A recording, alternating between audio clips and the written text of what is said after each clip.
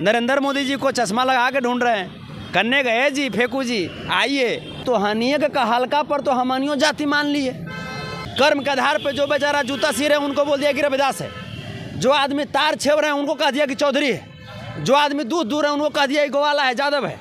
हम लोग इंडिया के सपोर्टर है भाई, हम लोग इंडिया के सपोर्टर हैं। देश की बात है, हम लोग इंडियन हैं और इंडिया के सपोर्टर हैं। अब गरीब के घर में चूल्हा कैसे जुट जाएगा, यही बात सोच करके भाजपा परेशान है। तो ये लोग जाति पाति और धर्म के आधार पे देश को तोड़ने की साजिश कर रहे हैं। अब तो भाजपाई लोग जातीय जनगणना करवा लीजिए, अब कब करवाइएगा। नमस्कार, आप देखें बिहार इंस्पायर।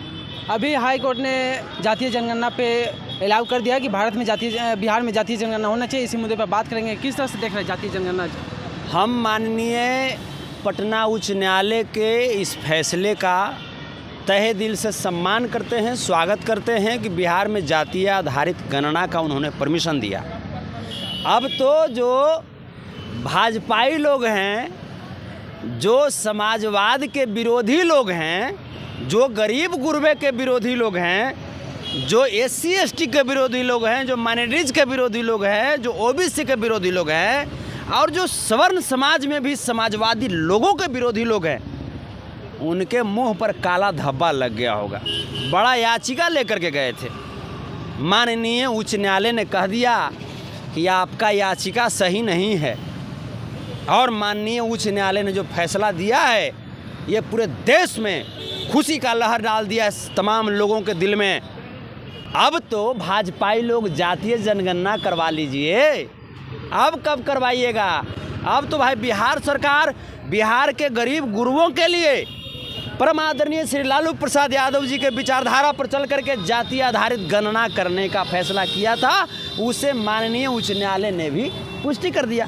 और अब होगा, सभी जिलाधिकारी महोदय को सबको सूचना चला गया, चिट्ठी भी चला गया और बहुत जल्दी इसको कंप्लीट भी कर लिया जाएगा।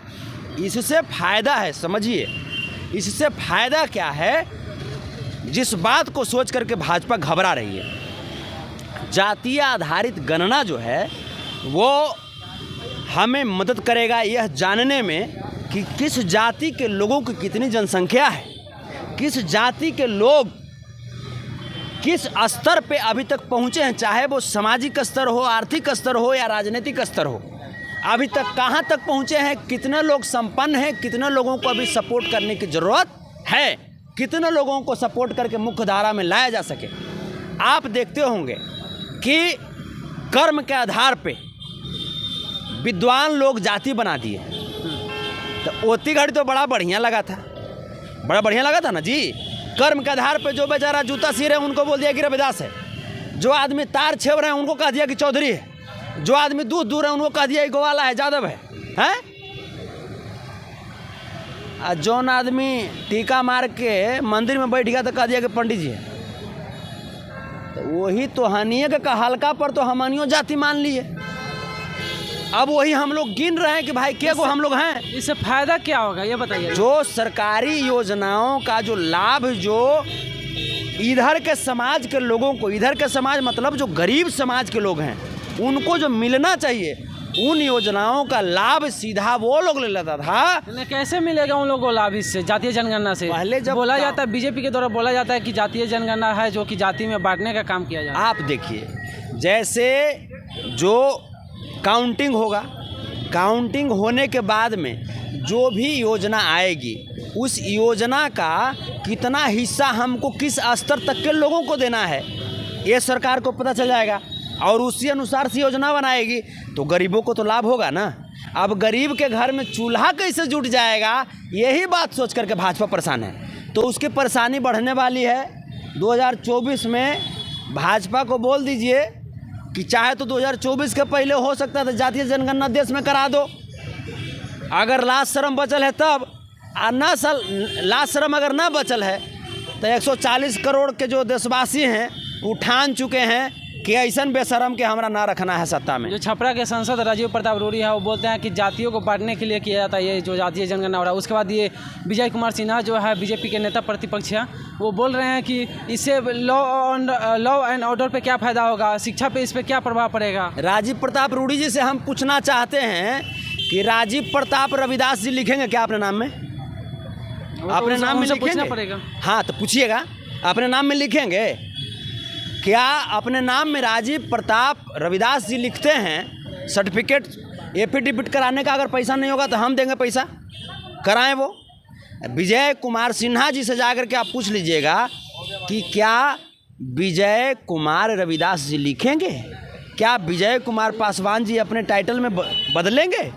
अगर बदलेंगे तब माना जाएगा कि हाँ भाई जाति पाति से ऊपर उठ करके वो बात करते हैं। ये लोग जाति पाति और धर्म के आधार पे देश को तोड़ने की साजिश कर रहे हैं और इसी साजिश को बेनकाब करने के लिए, इसी साजिश को नाकाम करने के लिए समाजवादी के पुरोधा आदरणीय श्री लालू प्रसाद यादव जी ने बिहार में महागठबंधन की सरकार को ये सलाह दिया कि जातीय आधारित गणना कीजिए और जो दबे कुचले लोग हैं उनको ऊपर उठाइए, क्योंकि जब तक देश के दबे कुचले लोग जब तक सामर्थ्यवान नहीं बनेंगे तब तक हमारा देश कैसे सामर्थ्यवान बनेगा। एक और बात बोला जाता है कि इंडिया एक महागठबंधन का नाम दिया गया है और एनडीए है, इसमें कौन जीतेगा? आपको इंडिया जीतेगा। लेकिन हम लोग इंडिया के सपोर्टर हैं भाई, हम लोग इंडिया के सपोर्टर हैं, देश की बात है, हम लोग इंडियन हैं और इंडिया के सपोर्टर हैं। और ये भी बोला जाता है कि महागठबंधन की जितने भी महाबैठक चल रही है वो ठग ऑफ इंडिया, ना कि गरीबों के लिए रक्षा के लिए बन रहा है महागठबंधन। अब गरीब की रक्षा के लिए बन रहा है, वो तो भाजपा वाले जो कह रहे हैं वो तो जाकर के मणिपुर देख लीजिए। बीजेपी अपने कार्यालय के जस्ट सामने लगाई थी कि ठग ऑफ इंडिया जितने भी, वो तो जाकर के जरा मणिपुर में भी लगा देता ना, मणिपुर में लगा देता, हरियाणा में लगा देता, महाराष्ट्र में लगा देता, वहाँ तब ना जवाब मिलता। मणिपुर के लोग ढूंढ रहे हैं, नरेंद्र मोदी जी को चश्मा लगा के ढूंढ रहे हैं, करने गए जी फेंकू जी आइए। जसप्रीत बुमराह को इतना दिन तक इंडियन टीम से बाहर रख दिए, इस बीच में ही लगातार फेंक रहे थे तेज तेज। जसप्रीत बुमराह का एंट्री हुआ है, इनका अब स्पीड घटेगा। 2024 में देश की जनता ठान चुकी है इनको अब देश की सत्ता से बाहर करना है। तो आप देख रहे थे बिहार इंस्पायर, आपकी इस पर क्या प्रतिक्रिया है? आप अपना राय कमेंट में जरूर दीजिएगा।